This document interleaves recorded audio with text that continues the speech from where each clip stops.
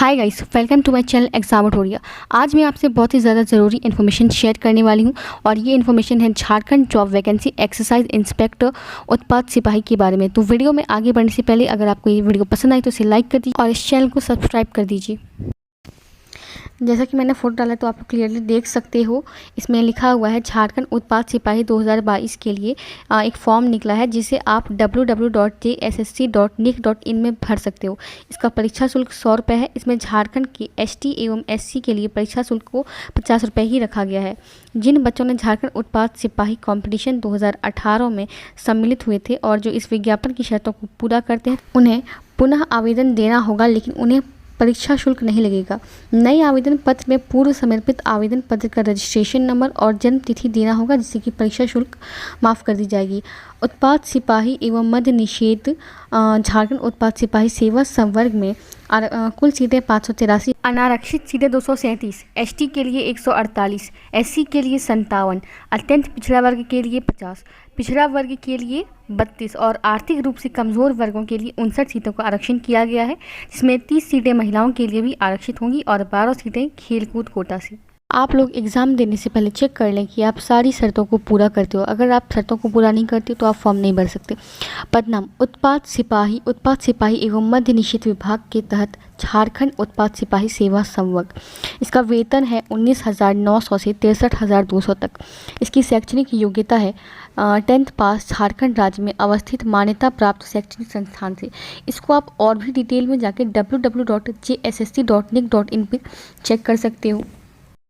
उत्पाद सिपाही के लिए शारीरिक माप है।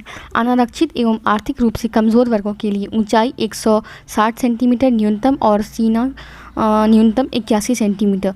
अनुसूचित जनजाति के लिए 155 सेंटीमीटर ऊंचाई और सीना 79 सेंटीमीटर। अनुसूचित जाति के लिए न्यूनतम ऊंचाई 155 मीटर और सीना 79। अत्यंत पिछड़ा वर्ग अनुसूची 1 के लिए है न्यूनतम 160 सेंटीमीटर ऊंचाई और न्यूनतम सीना है 81। पिछड़ा वर्ग एवं अनुसूचित जाति 2 के लिए है न्यूनतम ऊंचाई सीमा 160 और न्यूनतम सीना 81। महिला के लिए ऊंचाई है 148। इसके अलावा शारीरिक बनावट में मुड़ा घुटना, धानु पैर, समतल पैर, स्पित सिरा, उंगलियों का उचित ढंग से ना घूमना, दृष्टि दोष, कलर ब्लाइंडनेस, रतौंधी, hearing, stammering, varicocele, hydrocele, piles और कोई भी कम्युनिकेबल डिजीज़ या मेंटल डिजीज़ नहीं होनी चाहिए। आयु सीमा के संदर्भ में इसमें न्यूनतम उम्र सीमा है 18 और अधिकतम है अनारक्षित एवं आर्थिक कमजोर वर्गों के लिए 25 वर्ष, अत्यंत पिछड़ा वर्ग के लिए 27 वर्ष, महिला के लिए 28 वर्ष, अनुसूचित जाति एवं जनजाति पुरुष एवं महिला के लिए अधिकतम उम्र 30 वर्ष है। भूतपूर्व सैनिक होने पर आयु सीमा में 5 वर्ष की अतिरिक्त छूट दी जाएगी। भूतपूर्व सैनिक होने से संबंधित प्रमाण पत्र यथासमय आयोग द्वारा मांग की जाएगी, जिसे प्रस्तुत करना अनिवार्य होगा। आवेदन प्रक्रिया पूर्ण करने की विभिन्न तिथियां। ऑनलाइन आवेदन पत्र के विभिन्न चरणों की पूर्ण करने की तिथियां निम्नवत है। रजिस्ट्रेशन करने तथा सूचना दर्ज करने हेतु 25/2/2022 से 26/3/2022 की मध्यरात्रि तक समय रहेगा। परीक्षा शुल्क भुगतान करने के लिए दिनांक 29/3/2022 की मध्यरात्रि तक कर सकते हैं। फ़ोटो एवं हस्ताक्षर अपलोड कर आवेदन पत्र का प्रिंट आउट लेने के लिए 1/4/2022 की मध्यरात्रि तक समय रहेगा। दिनांक 2/4/2022 से दिनांक 4/4/2022 तक ऑनलाइन आवेदन पत्र में की गई किसी भी अशुद्ध प्रविष्टि को संशोधित करने के लिए पुनः खोली जाएगी, जिसके माध्यम से वैध अभ्यर्थी ऑनलाइन आवेदन पत्र की अशुद्धियों को संशोधित कर सकेंगे। छूट सहित परीक्षा शुल्क भुगतान करने की स्थिति में शुद्धिकरण का दावा परीक्षा शुल्क भुगतान करने की राशि तक सीमित होगा। अब चलिए बात करते हैं परीक्षा के स्वरूप का। तो ये 3 स्टेप्स में होने वाली है। फर्स्ट होने वाली है फिजिकल टेस्ट, सेकंड होने वाली है राइटिंग टेस्ट और थर्ड होने वाली है मेडिकल चेकअप। फिजिकल टेस्ट में आपको कोई भी नंबर नहीं मिलेंगे, ये बस आपकी एक टेस्ट होगी कि आप योग्य हो या नहीं। फिजिकल टेस्ट में सफल अभ्यर्थियों की लिखित परीक्षा ली जाएगी। लिखित परीक्षा के आधार पर मेधा क्रमानुसार आरक्षण कोटिवर रिक्तियों की संख्या के 3 गुना अभ्यर्थियों का चयन किया जाएगा। चिकित्सीय जांच चयन परिषद के निर्णय के विरुद्ध अपील के लिए एपेक्स मेडिकल बोर्ड गठित किया जाएगा। चिकित्सीय परीक्षण के संबंध में एपेक्स मेडिकल बोर्ड का निर्णय अंतिम होगा। उत्पाद सिपाही के पद पर नियुक्ति हेतु आपको तीनों ही परीक्षाओं में न्यूनतम अर्हतांक अंक लाने ही होंगे। लिखित परीक्षा में 3 पत्र होंगे। प्रत्येक पत्र की परीक्षा अवधि 2 घंटे की होगी। तीनों ही पत्रों में प्रत्येक प्रश्न 3-3 अंक के होंगे। सही उत्तर के लिए 3 अंक दिए जाएंगे एवं प्रत्येक गलत उत्तर के लिए 1 अंक काट लिया जाएगा। तीनों पत्रों की सभी प्रश्न वस्तुनिष्ठ एवं बहुविकल्पीय उत्तर पर आधारित होंगे। पत्र 1 विषय हिंदी भाषा ज्ञान से 80 प्रश्न, ख अंग्रेजी भाषा ज्ञान से 40 प्रश्न होंगे। कुल प्रश्न 120। इस परीक्षा में पास होने के लिए 30% न्यूनतम अर्हतांक निर्धारित रहेगा। न्यूनतम अर्हतांक से कम अंक प्राप्त करने वाले अभ्यर्थी चयनित नहीं हो पाएंगे। पत्र 2 क्षेत्रीय या जनजाति भाषा ज्ञान। इसमें उर्दू, संथाली, बंगाली, मुंडारी, हो, खड़िया जैसे भाषा रहेंगे। इसमें आपको कोई एक भाषा चुनना है। पत्र 2 में कम से कम आपको 30% न्यूनतम अंक लाना अनिवार्य होगा, नहीं तो आप असफल माने जाएंगे। पत्र 3 इसमें सामान्य अध्ययन से 40 प्रश्न, झारखंड राज्य से संबंधित ज्ञान के 50 प्रश्न एवं सामाजिक विज्ञान से 20 प्रश्न, सामान्य गणित से 10 प्रश्न, कुल 120 प्रश्न होंगे। नोट: पत्र 3 में 30% अंक लाना अनिवार्य होगा कि परीक्षा के पत्र 2 एवं पत्र 3 में प्राप्त अंकों को जोड़कर कुल अंकों के आधार पर मेधा का निर्माण किया जाएगा। इसमें प्रत्येक की परीक्षा की अवधि 2 घंटे की होगी। अब इसके बाद करते हैं इसके पाठ्यक्रम की। तो इसमें पत्र 1 में होने वाला है भाषा ज्ञान। इसमें हिंदी भाषा ज्ञान, हिंदी अनुच्छेद पर आधारित प्रश्न 20 रहेंगे, हिंदी व्याकरण पर आधारित प्रश्न 60 रहेंगे। इसमें अपठित अनुच्छेद, अनसीन पैसेजेस तथा हिंदी व्याकरण पर आधारित प्रश्न रहेंगे। अंग्रेजी भाषा ज्ञान, अंग्रेजी अनुच्छेद पर आधारित प्रश्न 20 रहेंगे। अंग्रेजी व्याकरण पर आधारित प्रश्नों की संख्या 20 होगी। इस विषय में अंग्रेजी अपठित अनुच्छेद, अनसीन पैसेजेस तथा अंग्रेजी व्याकरण पर आधारित प्रश्न रहेंगे। पत्र 2 क्षेत्रीय या जनजातीय भाषा का ज्ञान।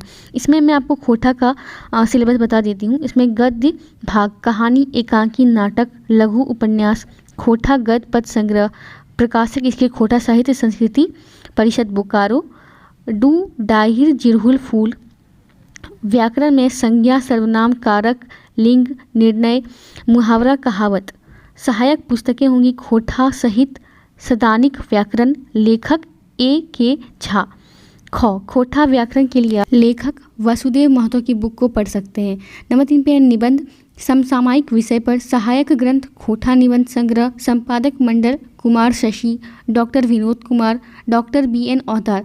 खोटा निबंध लेखक डॉक्टर B.N. औतार भी ले सकते हैं। पत्र 3 है सामान्य ज्ञान। सामान्य अध्ययन में आपके आसपास की चीज़ों की जानकारी आपसे पूछी जाएगी, आसपास की घटनाओं के बारे में पूछा जा सकता है। इसमें खासकर आपसे झारखंड राज्य और भारत के बीच के संबंध के बारे में पूछा जाएगा।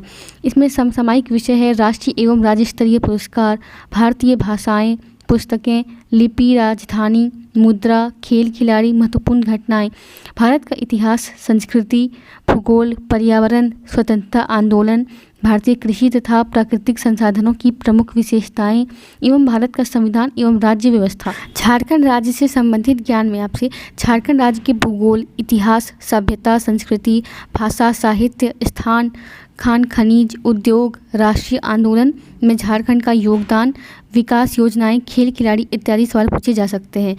सामान्य विज्ञान, इसमें आपसे दिन प्रतिदिन के अवलोकनों एवं अनुभवों के आधार पर प्रश्न किए जा सकते हैं। सामान्य गणित में आपसे अंक गणित से संबंधित प्रश्न होंगे। सामान्यतः इसमें मैट्रिक या 10वीं कक्षा स्तर के प्रश्न होंगे। शारीरिक दक्षता परीक्षा में मात्र पुरुष अभ्यर्थियों के सीने की माप की जांच की जाएगी। दौड़, पुरुषों के लिए 10 किलोमीटर 60 मिनट में एवं महिलाओं के लिए 5 किलोमीटर 40 मिनट में। लिखित परीक्षा को पास करने के बाद आपकी चिकित्सीय जांच यानी कि मेडिकल चेकअप होगा। अगर आप उसमें भी पास हो जाते हैं तो आपका सिलेक्शन हो सकता है। मेडिकल चेकअप को लेके जो भी शर्तें थी वो मैंने वीडियो के स्टार्टिंग में ही आपको बता दी थी। पेपर 2 और पेपर 3 के अंकों के योगफल के आधार पर कॉमन मेरिट लिस्ट निकाली जाएगी। यदि उम्मीदवारों की प्राप्त अंक समान रहे तो जन्मतिथि के आधार पर जो बड़ा होगा उसे ऊपर स्थान मिलेगा। यदि एक से अधिक उम्मीदवारों की प्राप्तांक समान रहे, इक्वल मार्क्स रहे, तो उनके 10th के मार्कशीट के नंबरों को जोड़ा जाएगा, फिर उसी हिसाब से चयन होगा। परीक्षा में निम्न न्यूनतम अर्हतांक से कम अंक पाने वाले अभ्यर्थियों को मेधा सूची में शामिल नहीं किया जाएगा। अनारक्षित 40%, अनुसूचित जाति, अनुसूचित जनजाति एवं महिला 32%, अत्यंत पिछड़ा वर्ग 34%, पिछड़ा वर्ग 36.5%, आदिम जनजाति 30% एवं आर्थिक रूप से कमजोर वर्ग EWS 40%। इस जॉब वैकेंसी को लेकर मैं आपसे जितनी भी इन्फॉर्मेशन शेयर कर सकती थी मैंने कर दी। अगर आपको ये वीडियो पसंद आई है तो इसे लाइक शेयर कीजिए और ऐसे एग्ज़ाम रिलेटेड कंटेंट पाने के लिए मेरे चैनल को तुरंत ही सब्सक्राइब कर लीजिए। Thank you.